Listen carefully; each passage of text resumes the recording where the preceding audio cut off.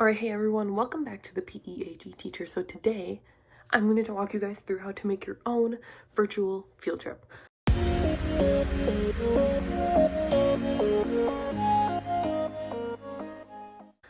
Right now we're in distance learning, and in the fall we might be doing distance learning again. And so I think this is a super awesome way to be able to teach your students a little bit more and get really engaging and hands-on with your students while you guys are away through a computer. This also can be really good for when you're in the classroom and just changing it up a little bit and making your lesson super engaging. My lesson was to a group of first graders, and we were talking about healthy foods, and we were incorporating movement in that because I am a physical and health education teacher. So I'm going to show you guys how I set it up. I'm going to walk you through the website I used and all of that. But this seriously, guys, can be used for any subject, any grade level. It could be super cool in the high school setting to have your high schoolers create like a virtual field trip when they're going through to like talk about history or something like that. So I hope this is beneficial to you guys, and I'm going to show you how I did it. I'm going to show you how I implemented it with the students and just talk to you more about that. So here are a couple things you will need to be able to do your virtual field trip. You're going to need a platform where you can share your screen if you're doing a virtual meeting. So Zoom, Google Meet, Microsoft Teams. I think they do that too. Any of those subjects like that, you're going to need your computer. I use Canva, which is free, and I'll walk you guys through that in a second. Otherwise, just Microsoft PowerPoint or any PowerPoint software. So Google Slides, Keynote on an Apple computer, stuff like that. And you're just going to need some creativity and idea. You want to reference back to the standards per usual. You can write a lesson plan to this if your district wants you to write a lesson plan to it. But you do want to make sure you are meeting standards. So look in the standards for physical education. JIP America and the HECAT are great areas to be able to look for some standards with that and to be able to keep that going. So welcome to canva.com. This is where I do all of my Instagram posts, Pinterest pins, images. It's a really easy thing, and I use the free version. So to do this, I find this has the best ways to be able to make a virtual field trip your own. So you're going to go to presentation, and it's automatically going to be set at the pixels you need for any sort of presentation. As you see over here on the side, they give you different templates. So for anything else you're doing, you can use that. Otherwise, you can click here and just do a simple background color. So I'm going to keep it white. I like to have an intro when my kids come on to Zoom. So let's say I want the background to be a rainbow because that's really cool. And I really like this one. Now you can see I can use this one because it says free. If I were to have upgraded to where the low crown is, and you can pay. You can pay per image, or you can just do the Canva Pro. Personally, I find I can get 90% of what I need on the one. So I'm going to click this one. I'm going to size it. And the nice thing about this is it will automatically move to a Microsoft PowerPoint for you, and it's really easy. Over here, this is the transparency little button, this little gradient, and I like to just minimize it so it's easier for my students to read. You can add headings and say, wow, I can't type. Welcome to the virtual field trip. And then you can change the font of it. So you can do, I really like Quicksand personally. I think it looks really nice. I also like Real Adult just because it's like handwriting for kids, and especially for elementary schoolers, I think it looks really cool. And then inside of Elements also, you're going to see they have featured ones. They have different ones. So for right now, the coronavirus. You're going to see they have different stickers. So a lot of those are animated charts and gradients and different, so many different things. I personally like to use the shapes. And the shapes are really nice because you can resize them. And look, it automatically, for this one, try to match the color in the background. I don't want that though. I want it black. And so when you go to the colors, you're going to see it has the document colors. So it's really nice when you want to match things along with that. Now, I'm going to add a new page. And this is maybe where I want my virtual field trip to start.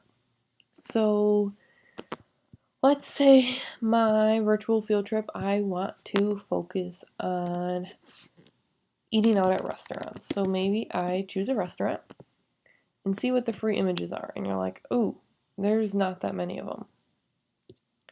So let's try chef. Oh, there's some free ones. So you could use any of these. You double click on it and set your image as a background, and you can add cartoons or anything. I'm going to change it just because that doesn't seem to have a ton of backgrounds, to a forest, and we're going to teach the kids about walking around outside. In the elements, this is where you're going to find all your clip art and stuff, as I've said before. So character, I cannot spell character to save my life.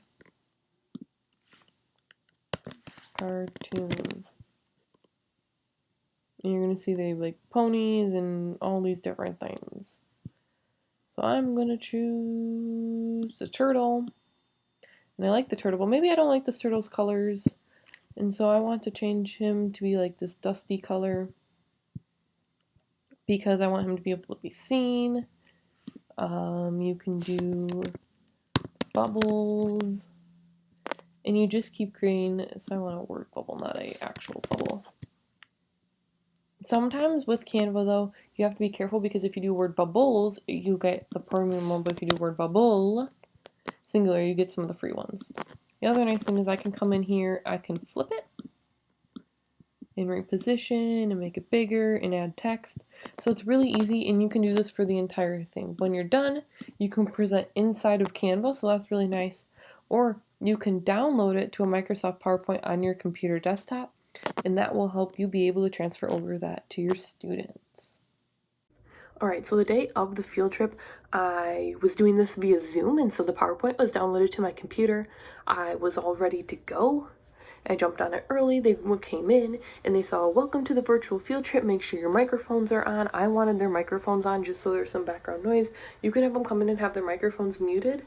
I wanted their cameras on, and I wanted them to come in with a smile. I wanted them to be excited for what was about to happen. So that is how I personally set it up to start. We waited. It is kind of gloomy outside today and rainy, so I needed extra lights. I moved this lamp in my room, so there'd be ample lighting, so when the kids are on Zoom, they'd be able to see me, desk, and then here, I just have an open enough space where I will be able to move during the virtual field trip. You can see I'm in my spot. I'm ready to go. The Zoom starts in about 30 minutes. Personally, I always wear my AirPods because it helps me be able to hear the kids better, and the mic on there helps make sure I'm always heard. And a lot of times it blocks out sound for me. I have my setup all ready to go, and so then I will be able to get this started. Make sure you jump on always your Zooms early. You guys all probably know that, but get on there early, get ready, get comfortable. So I'm going to walk you through the virtual field trip that I did with my students, just to give you a little bit of an idea of what I did. So this is my welcome slide, so make sure your microphone is on, have your camera on, and make sure to smile. I love big toothy smiles, so that's something I did. Next, I wanted it to be really immersion based and really get them into it and use their imaginations, because I was working with first graders. So in Canva, I searched a clip art of an airplane, I changed the colors, and for this they had to join on the airplane, so we practiced how our arms go out in an airplane. We move side to side to get us warmed up, and then to land the airplane we had to jump. So this is my Bitmoji I used. You guys can enter in your own Bitmoji when you get the free download. I think it'll be free. I haven't decided if I'm going to charge for it or not. You're going to see that the Bitmoji won't be there. You'll have to add your own Bitmoji because you aren't me. But I use my own Bitmoji in there because kids, I think, really like Bitmojis and they're fairly fun. So they had to jump, then we landed in a mythical forest, and we helped the princess. We had to march, and so we were talking about healthy eating and snacks versus a treat. And so for this, they had to go run and grab a piece of fruit and bring it back, and we talked about fruit and if it's healthy or unhealthy. They had to act like a cat or a dog. They had to flap like a bird to go find their favorite snack.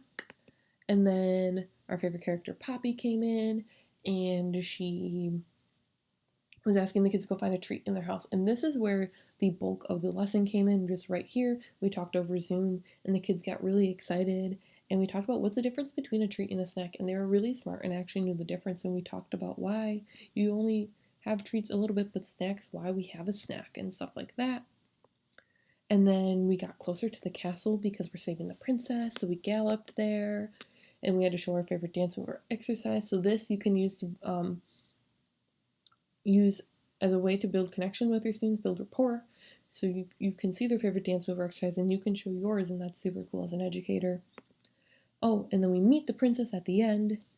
They tell me what foods on here are healthy. So on here would be the carrot, the yogurt, this little thing next to the apple in between the carrot is the yogurt, an apple, and a banana. And then we talked about what are other foods that the princess could host at this healthy food party. And they're like broccoli, spinach, lettuce, onions, like whatever. Those are all answers they said, but just so many different things. And at the end, I had an ending slide, which was the same background as my first one.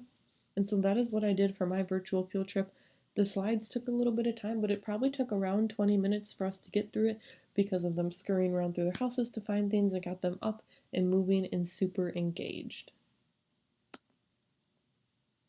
So that is how I personally set it up to start. We waited a couple minutes, got everyone on, we had the kids talking to each other, we asked some questions, and then we got going right into the virtual field trip. I had them stand up, I had them find some space, and we kept going. I didn't record any of the teaching just because it kind of all happened so fast. Personally, if you are working via Zoom, you guys probably have experiences as a teacher, I try to keep it around 30 minutes. By that point, kids are getting bored. I know I've been on Zoom and you're like, I'm over this. So I try to keep it to around 30 minutes, especially with that engaging material. But you can go longer depending on the age of your kids. As a first grader, I don't know if any more than 30 minutes would have done them any better, or if they just would have been just distracted and over it. Now, for a high schooler, they could last 60 minutes or 45 or however long your class periods are. But I do think for that age group, you're going to want to keep them to a minimal area in time. All right, everyone, thanks for watching the virtual field trip. I hope this was really helpful, and I hope you got an insight on what I did for my virtual field trip and how it all went down with my students. I hope this sparked some creativity inside of you to be able to do this with your students and kind of push your limits on the creativity. Get out of your little box and go out there and just really have some fun and see what you can do on the internet. If you want to check out my website, you can click out over on the sides or see any of my other videos. You can see that soon. Have a good one.